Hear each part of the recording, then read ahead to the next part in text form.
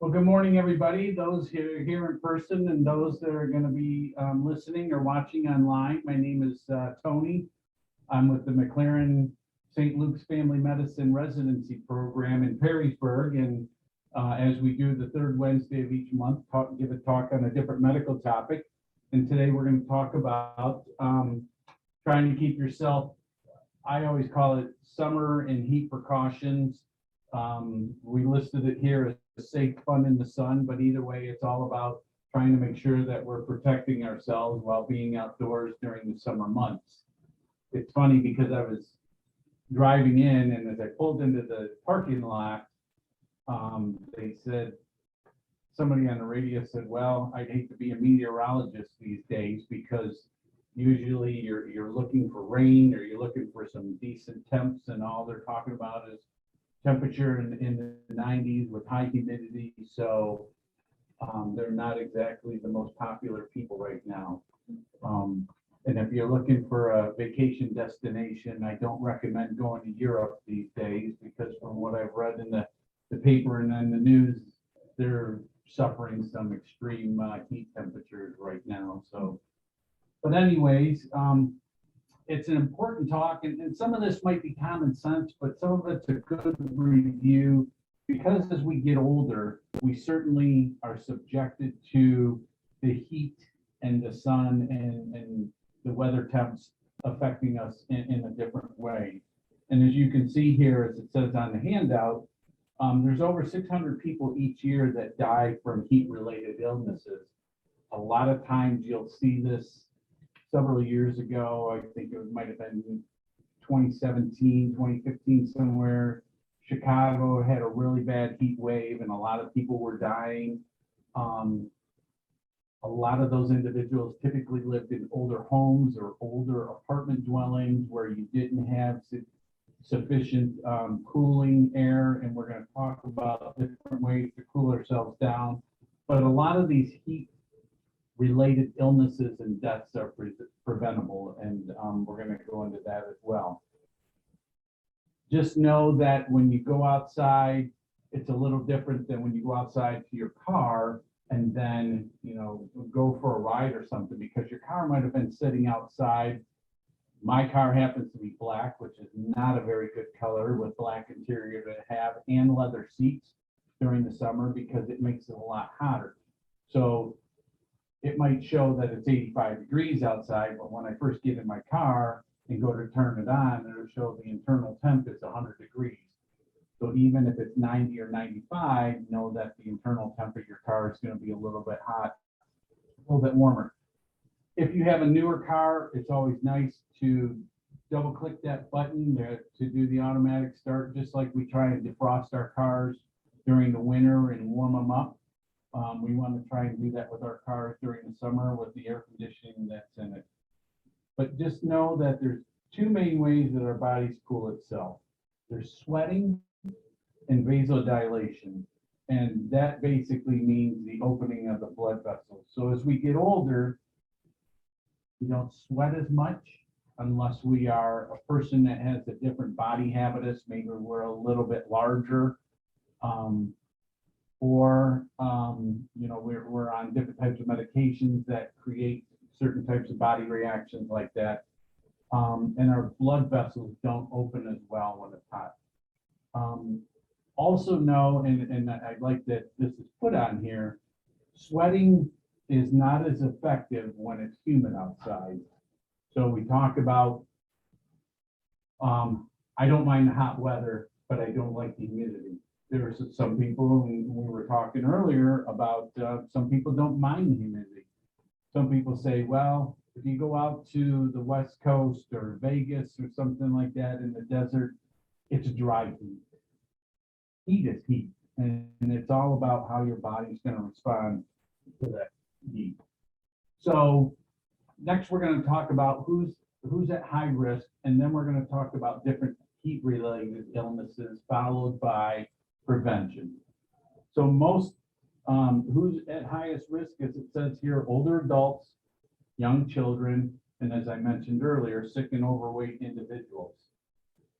To me, the two main things are what's going on with that individual medically and what type of medications are they taking, because the medications are something that we don't really think about, yet certain medications have a drastic effect on our bodies, particularly related to heat.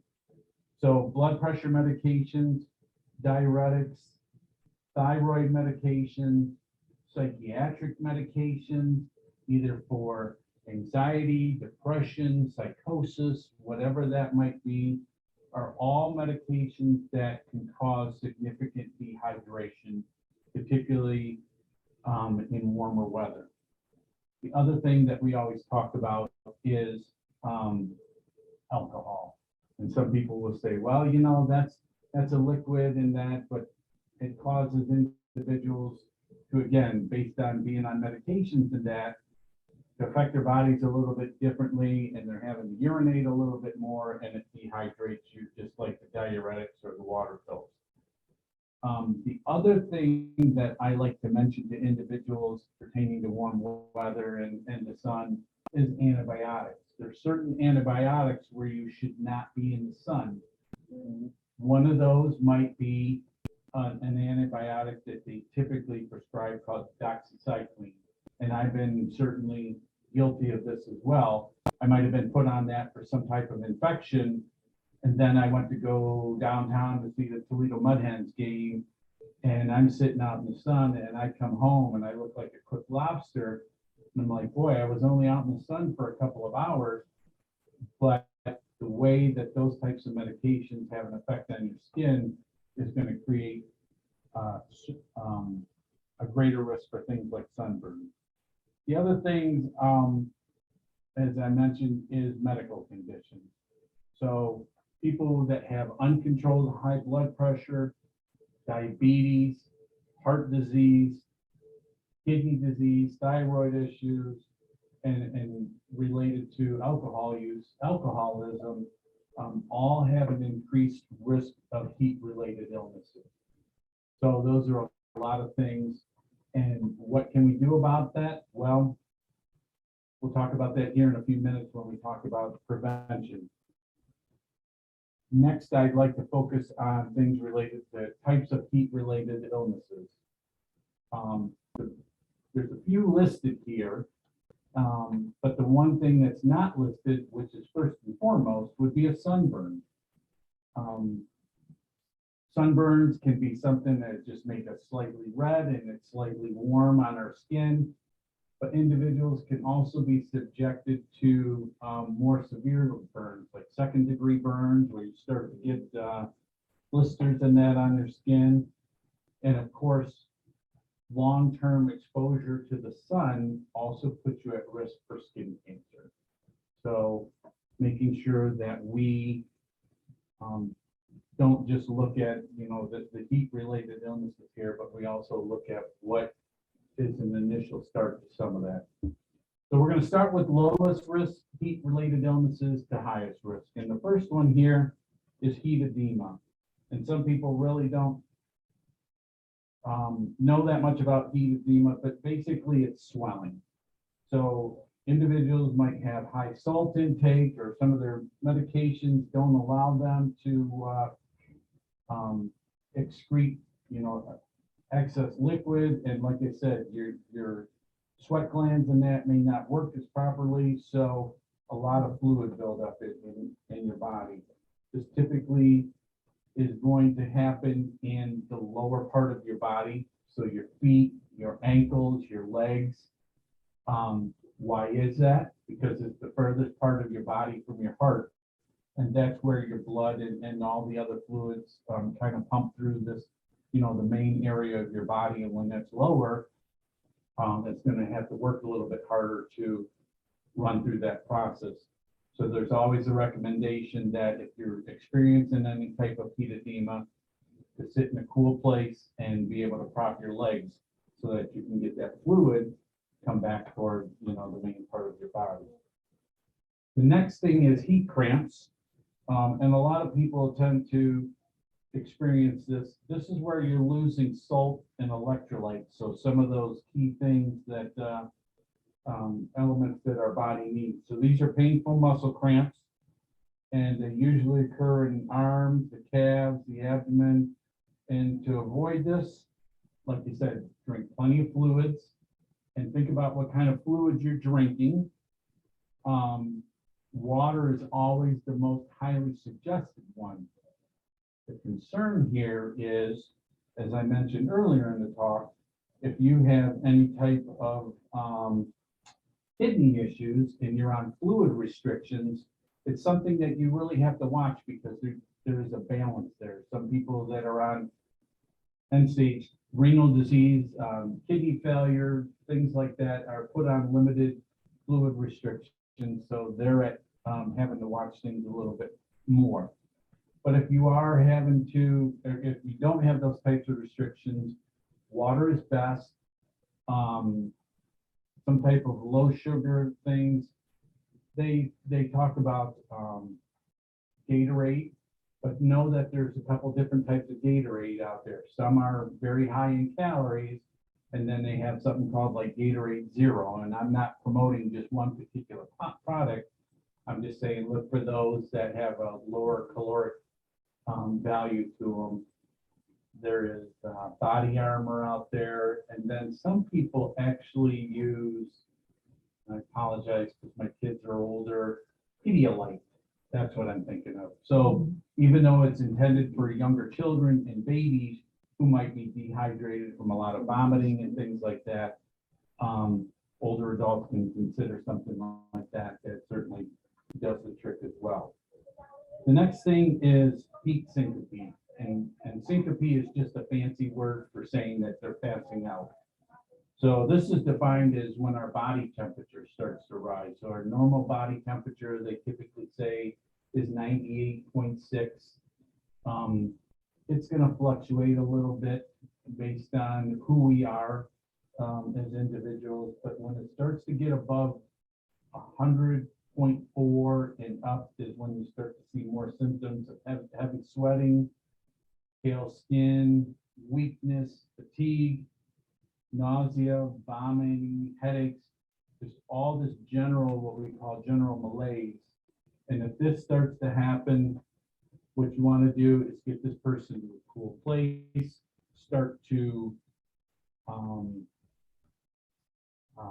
get them some fluids, start to loosen their clothing, particularly if they have on belts or some type of tight-fitting clothing, to restrict some of that or to unrestrict some of that, and try and get some wet cloths on them, because the key thing is trying to bring their body temperature down.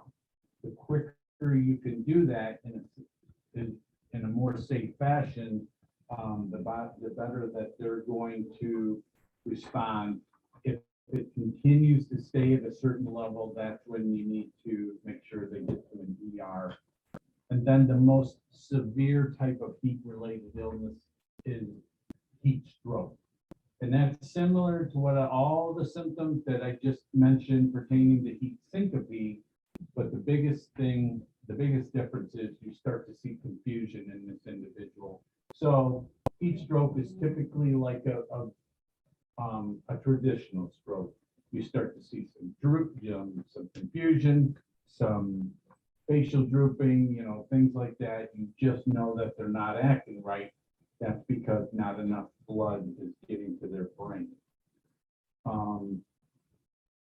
So my main thing is I like to point out those types of heat-related illnesses, just so that if you're in the company of others and you're going to a picnic or a family reunion or just an outing outside, you're able to better understand these types of illnesses in case you're sitting with some people and you start to notice somebody acting a little bit differently. You're aware of the signs and some of the things you can do. My final part is the tips to avoid heat-related illness. And the first thing is obviously avoid excessively hot areas, stay indoors, and air conditioning when possible. The Wood County Area Office on Aging has a beautiful facility here that stays open typically till a little bit later in the evening. which is really a plus because we all know that the sun is at its highest between 10 and 2 when the temperatures rise. I don't know, it seems to me like later in life, the temperature is still rising till about 4 o'clock, and it really doesn't start to peak and come down till about 6 o'clock. So it's nice that a facility like this stays open until 7, because some people might live in older homes that don't have very good air conditioning or heating or an HVAC unit that cools it down. Plus, it costs a lot of money, and the individuals that are on fixed budgets who don't want to be able to run that too much. But know that if you're at home and you do have these things, put it at a proper setting. Don't try and put your air conditioning unit down to, 70 degrees. If you're in an older home or, a home that doesn't have good windows to block out the sun and the heat, it's going to run a lot more and your electricity is going to go up. And so we don't typically budget for those things on a month-to-month basis, knowing that those can get excessively high. My take-home message related to all of that is electric box fans typically do not work that well, because all you're doing is just pushing that warm air, and that all that humidity you're just circulating it. So it's better to try and focus on cool air as opposed to just moving the air. In an extreme situation, certainly electric fans would be to someone's advantage, but certainly if you can try and pursue the other approach would be best. Drinking plenty of fluids, not only during or after an activity, but making sure that you're getting plenty of water and fluids before you go outside. Trying to avoid tight-fitting clothing, certainly loose-fitting clothing, having a hat. I don't know if men can get away with a wide brim hat, but certainly, for women, because you want to be able to block not only, it shading your face, but your neck in that as well. Because you have to remember that our ears and our nose typically have the thinnest skin. So that's why we really want to try and protect these areas, making sure that we're wearing a good amount of sunblock. They typically talk about SPF 35 or higher. SPF stands for sun protection factor. There are some out there that advertise SPF of 70 and 100. In my personal opinion, that's overkill. I think that you need 35 or 50. Anything above, you're just paying extra money for something that you don't need. If you're going to be outside for a while, trying to reapply that at a minimum couple of hours, just because as we sweat, some of that might come off. And the other thing that I talk about is if you are using some type of SPF 35 and above, think about try and find an expiration date on it. And if there isn't an expiration date on it, when you buy that can, take a marker or something and write the date that you bought it, even the year, like 7/22.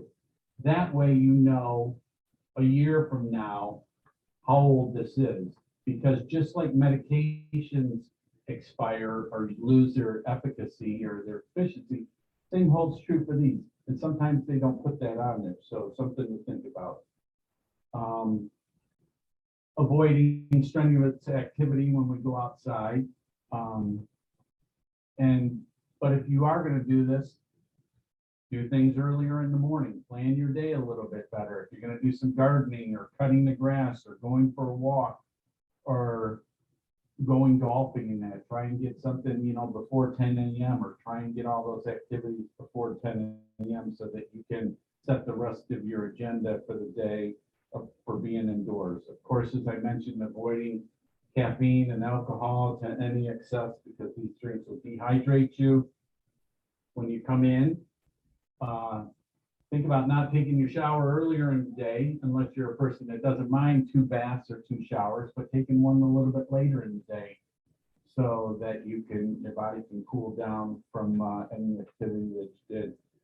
Again, trying to avoid those sunburns that we mentioned, and trying to think about the other activities that we're doing when we're in the house. I was very guilty this weekend. I do a lot of canning, and so this weekend was not very cool. And I'm in the house, and I'm running the oven, and I'm running a bath for all my canning jars, and that it increases the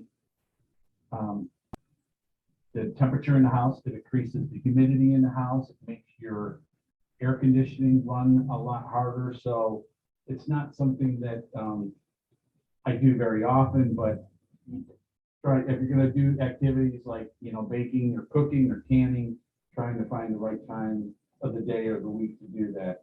The other thing I always say is watch the temperature index. It's one thing to, open up the paper or watch the news and see that it's going to be 85 degrees outside or 90 degrees outside, but take a look at the heat index.